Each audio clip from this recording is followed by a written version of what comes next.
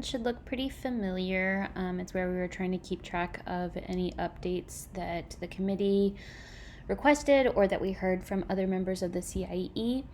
Anna and I worked today on getting these first three into a separate spreadsheet, just a copy, a beta version, if you will, our sandbox here. Just to show you where and how it affected the RAT as it stands. The first thing is really just as a helpful tool so that people don't have to scroll all the way to the right. If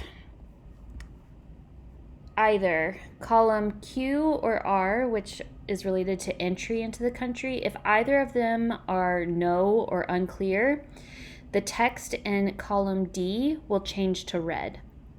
And the reason we did that is because, for example, Hong Kong or China, it may be possible to go there in terms of SUNY likelihood of approval, but not possible to go there based on current entry requirements.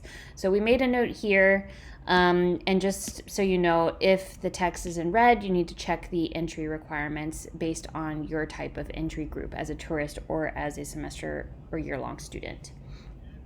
The second thing we worked on, which we discussed in the meeting, is improving how the HAQ affects the SUNY likelihood of approval assessment.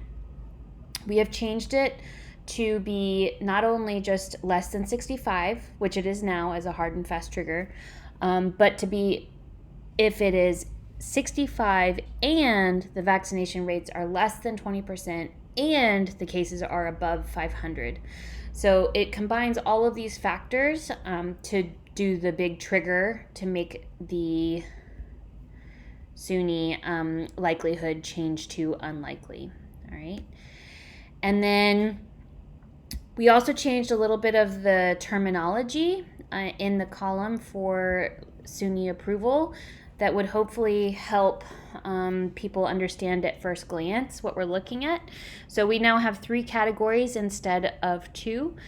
We have more likely, borderline, and unlikely. The unlikely ones are pretty much only if the CDC or DOS ratings are at a level 4. The borderline ones are if the risk index is hovering around 2.5 or the CDC rating is 3. And so those are ones that may just need a bit more attention in terms of looking at the specifics.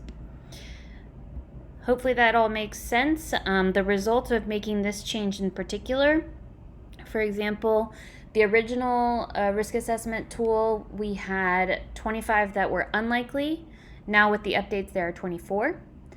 And so we really see the difference between unlikely and borderline. So the unlikely have now been split out in a bit more nuanced. And so we have 11 that are borderline and 13 that are unlikely.